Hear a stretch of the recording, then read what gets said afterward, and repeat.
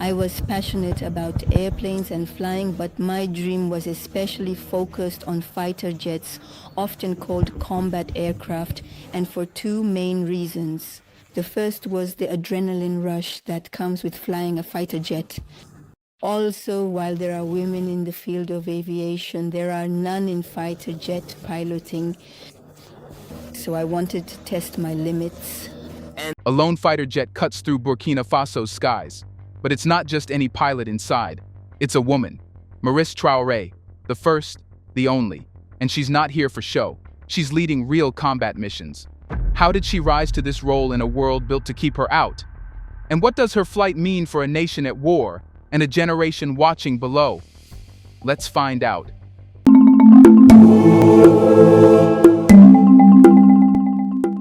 Now let's meet Second Lieutenant Maryse Traoré, a graduate of the 6th co-ed class of the Prytanée Militaire de Kadiogo. She is the very first female fighter jet pilot in Burkina Faso. When military tradition is broken, it doesn't make a sound. It makes a statement. And in Burkina Faso, that statement came screaming across the sky with the roar of a fighter jet piloted by a woman who refused to wait for permission. Second Lieutenant Maryse Traoré didn't just take a seat in the cockpit. She reclaimed airspace that history had quietly denied her. For decades, the image of a fighter pilot in Burkina Faso was as rigid as the uniform itself, male, hardened, and battle-worn. But then came a figure so unexpected it forced a reckoning, not just within the military ranks, but across the national psyche. She wasn't supposed to be there, not because anyone said it aloud, but because everything about the system, the expectations, the traditions, the logistics, was designed without her in mind. The cockpit was a place where aggression met precision, where strength was measured in cold calculations and split-second instincts, a place where lives were protected by those trained to kill if necessary. And now, it had a new occupant, a woman with no blueprint to follow. Her presence did something quietly revolutionary. It forced everyone, officers, soldiers, citizens, to re-examine what they thought power looked like. It challenged not just the gender assumptions of war, but the very architecture of trust. Could she protect them from above? Could she make the hard calls under pressure?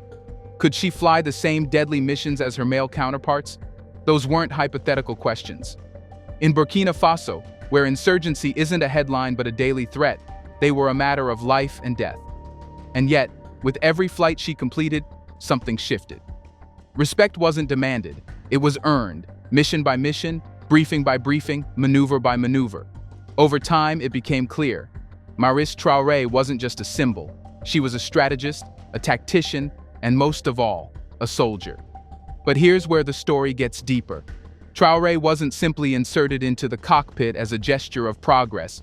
Her entry wasn't ceremonial, it was operational. She became a functioning piece of Burkina Faso's aerial defense system at a time when the country could least afford tokenism. The military needed pilots who could execute, who could think, respond, and carry the weight of a mission. Her selection was not an experiment. It was an answer to a question the nation hadn't dared ask out loud. What if we've been overlooking our best pilots all along? There's another layer to this disruption. Silence. Not the silence of approval, but the stunned pause that comes when something historic happens and no one knows how to talk about it. Within the military, protocols didn't have footnotes for first female pilot. The equipment wasn't tailored to her. Language hadn't evolved to include her without awkwardness. And yet, there she was, fitting into systems that hadn't been built for her, performing roles no one expected her to master, and doing it with such competence that those same systems began to recalibrate. It's easy to mythologize someone like Maryse Traoré, but the truth is even more powerful than the myth. She wasn't trying to be anyone's hero. She was simply following a path she carved herself, stepping into a machine that didn't see her coming and flying it better than anyone imagined. And the deeper question now hangs over every airbase, every military classroom, every aspiring recruit. What else needs to be broken open? What other roles, assumptions, and positions of authority have been locked away under the illusion of tradition? Traoré's presence in the cockpit isn't just a singular achievement, it's a signal. A warning shot to outdated systems. A test of what the military truly values, optics or outcomes. history or capability, familiarity or excellence. But how did she get there? How does a young woman, born into a country not known for aerial dominance, make her way into one of the most elite and dangerous roles in the armed forces? To answer that, we need to go far beyond the skies, into the schools, across continents, and the heart of a training program no one thought she'd survive. Here's a reminder to please like and share the video and subscribe to our channel to watch more videos on Black culture, history, civilization, and identity. Let's continue now. By the time Maryse Traoré pulled the throttle of a fighter jet, she had already spent 4 years, thousands of miles from home, immersed in the kind of training most people will never understand. Before the roar of engines and the combat missions came the quiet, brutal discipline of transformation, in a place where the sky didn't belong to her either. That place was China. Burkina Faso had no blueprint for training fighter pilots domestically, let alone a woman who would become its first.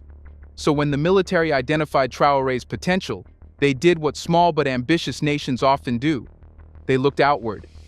A scholarship was awarded, and Maryse Traoré was sent to the People's Republic of China, a rising superpower with one of the world's most advanced military aviation programs. For her, this wasn't just a ticket to fly. It was a one-way door into another universe, one with language barriers, cultural shock, and a daily rhythm that chewed up the uncommitted. She wasn't in Burkina Faso anymore. The climate was unfamiliar. The military hierarchy was different. The expectations were sky high. Every lesson, every simulation, every error carried consequences. She had to earn her place every single day. And let's not pretend this was easy. She was not just a foreigner, she was an outlier. A young African woman among mostly male, mostly Chinese cadets in a field that demanded perfection. The manuals weren't in French, the instructors weren't used to her presence, and no one was waiting to make exceptions. Her very presence invited scrutiny. Could she keep up? Could she meet the standards, not just of Burkina Faso's aspirations, but China's strict military aviation criteria? The answer came not in words, but in results. Traoré excelled. She didn't just pass her courses, she flew through them with distinction. 4 years of theory, simulations, physical drills, psychological evaluations, and flight hours. Each module is more demanding than the last. Instructors tested reflexes. They simulated malfunctions mid-air. They drilled protocol into muscle memory. It was as much a test of endurance as it was of intellect. And slowly, surely, she rose through it. And her return wasn't the end of the journey. It was the beginning of the application. Now equipped with theory and hours of real-world simulation, she had to enter the arena, not as a student, but as a leader. The question now shifted from, can she learn it, to, can she lead it? The cockpit was waiting. So was the squadron, and so was a country desperate for order in the skies. When Maryse Traoré returned to Burkina Faso in 2023, she didn't step into a classroom to teach theory. She didn't fade into the ceremony or become a poster for inclusion. She walked directly into command. The cockpit welcomed her back, but so did something far more complex: responsibility. She was no longer a cadet, a trainee, or even a hopeful prospect. She was a fully qualified combat pilot and a member of Escadron E-16, one of Burkina Faso's key Air Force squadrons, operating out of the D-110 base in Bobo Dioulasso. But she didn't stop at flying jets. Almost immediately, her role expanded to one of strategic leadership, placing her at the nerve center of real-time military operations, on the ground and in the sky. Within months, she became the company commander in general resources, managing the logistics, personnel deployment, and resource planning essential for a squadron's function. Most outsiders don't understand how critical this role is. Combat missions don't happen in the air. They begin with spreadsheets, fuel calculations, shift rotations, and hard decisions about where to send limited equipment. And it was Traoré's job to ensure those decisions were airtight. But her most impactful position came when she was named Operations Chief for Squadron E-16. This was no honorary title. It meant being responsible for mission briefings, real-time decision-making, and post-operation assessments. In a country embroiled in asymmetric warfare, where enemies don't wear uniforms and threats come from terrain as much as armed men, This role carried unimaginable pressure. Her colleagues watched as she began executing missions with calm precision. Flight plans were reviewed, routes recalculated, and objectives tightened.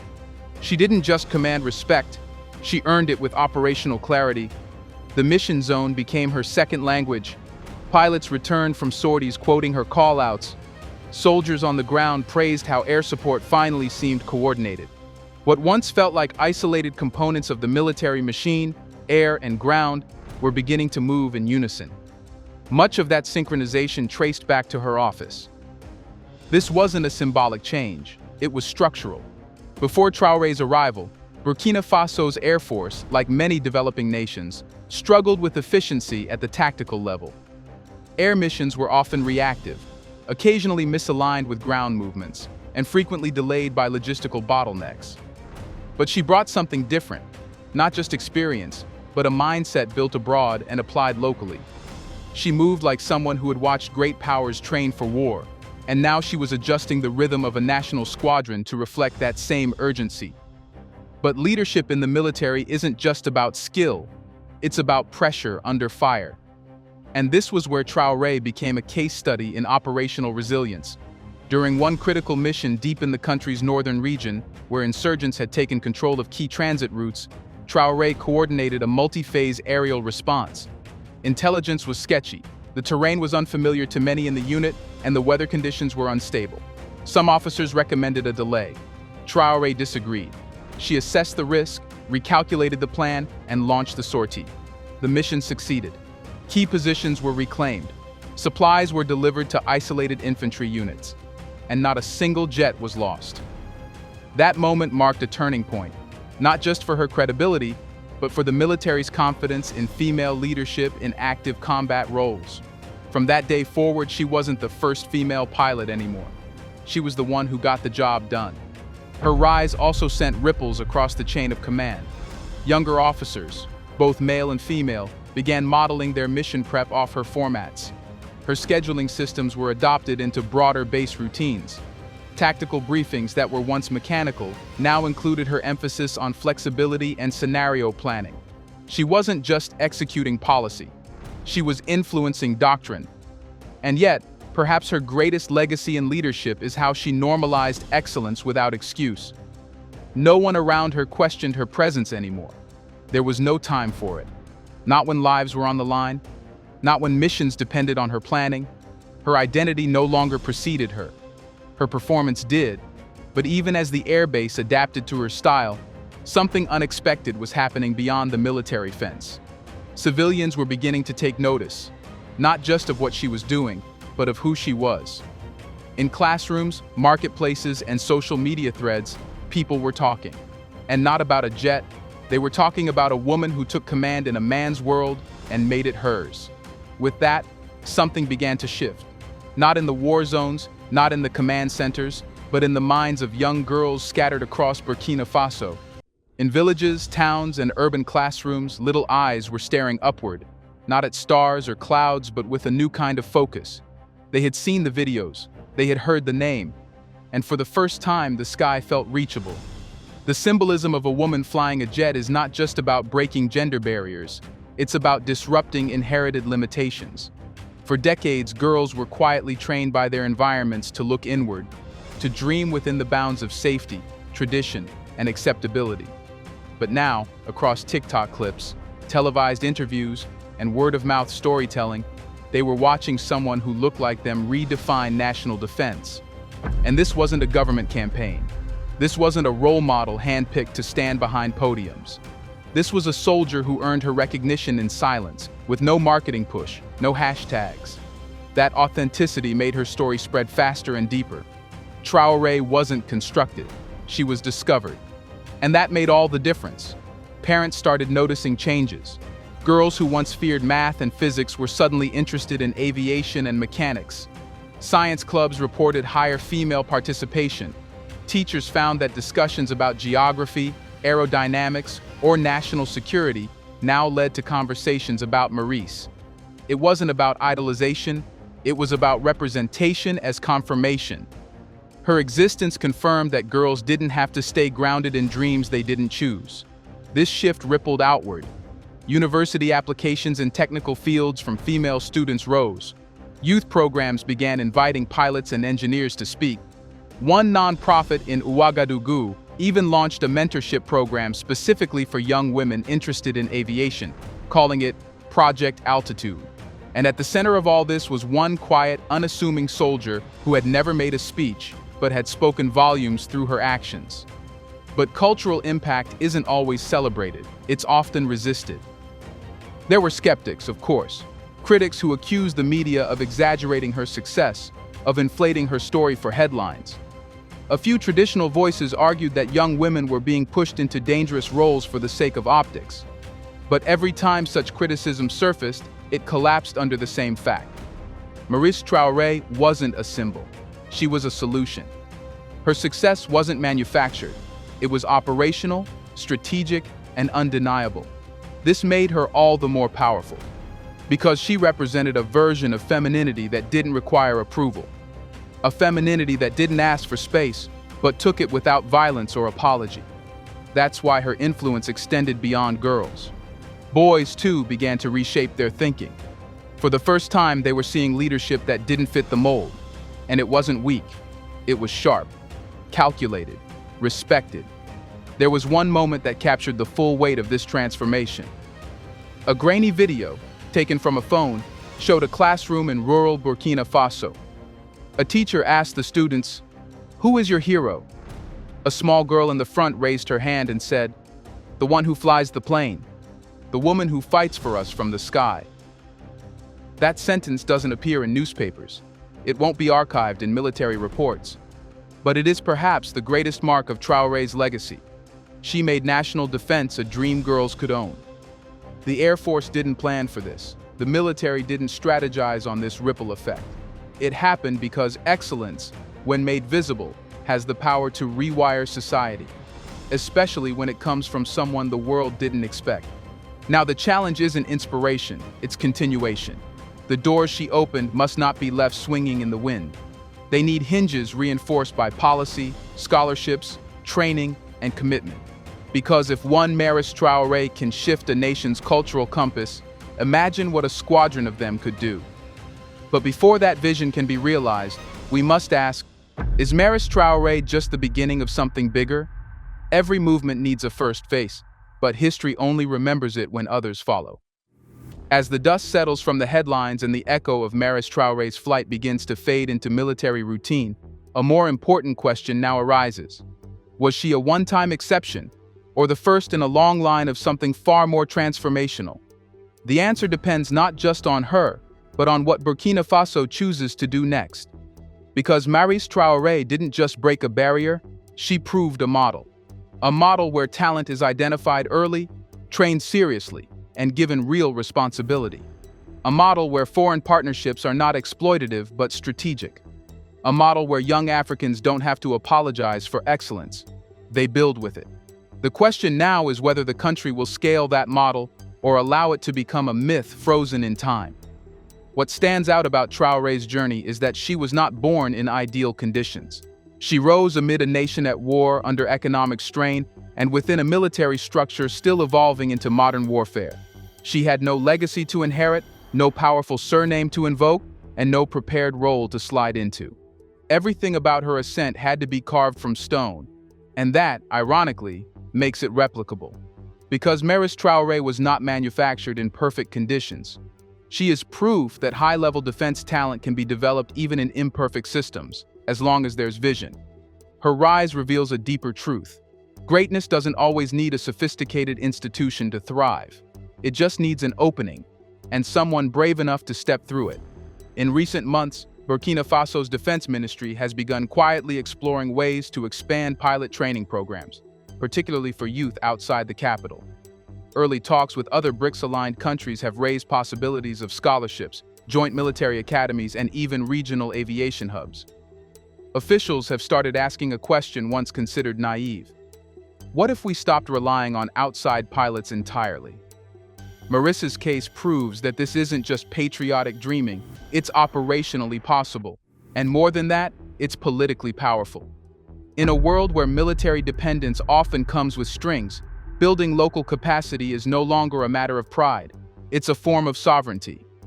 The impact isn't limited to Burkina Faso either. Her story has already circulated beyond borders. In Mali, where military leadership is also shifting towards self-reliance, officers have cited her journey as evidence of what localized investment in women can look like. In Chad and Niger, youth groups have shared her clips, calling her the pilot of the people. African aviation schools are receiving more inquiries from girls than ever before. Quietly, a regional shift is beginning to take form. But no movement survives on symbolism alone. The danger now is that Traoré's success becomes an exceptionalism weaponized, used to suggest that progress has already arrived, rather than something that needs sustaining. One woman in the sky does not mean the ground has changed, not yet. To ensure she is not the ceiling, the system must go further. Scholarships must widen. Recruitment pipelines must change. Female cadets must not be considered novelties but assets. And above all, leadership structures must evolve to support, not sideline, the next generation of Maryses. There's also a critical opportunity here to redefine defense not just as a battlefield concern, but a nation-building strategy. Traoré has reminded Burkina Faso that military capacity is not just about firepower, it's about faith. When young people see someone like her in power, they begin to believe in the institutions she represents. And belief in a nation under siege is more valuable than any drone or imported weapon. So the question remains, is she just the beginning? Only if the country makes her one. Only if her legacy becomes a program, not just a profile. Only if the next girl who wants to fly doesn't have to be extraordinary, just prepared. That's the real test. Not how high Maryse Traoré soared, but how many others were cleared for takeoff after her. Because Burkina Faso doesn't just need one woman in the cockpit, it needs a fleet, engineered not in fear, but in vision. And when that fleet lifts off, it won't just be defending airspace. It'll be redrawing the map of what Africa believes is possible. Do you think she proved women can excel in any field? Let us know in the comment section. Does this mean Burkina Faso is way ahead of time than we think? Do you want to watch more videos like this one? If so, subscribe to our channel and press the bell icon next to it. We have decided to bring videos on something nobody talks about: the Black culture, civilization, history, and evidence about how glorious Blacks have been. Thanks for watching, and until the next video, stay tuned.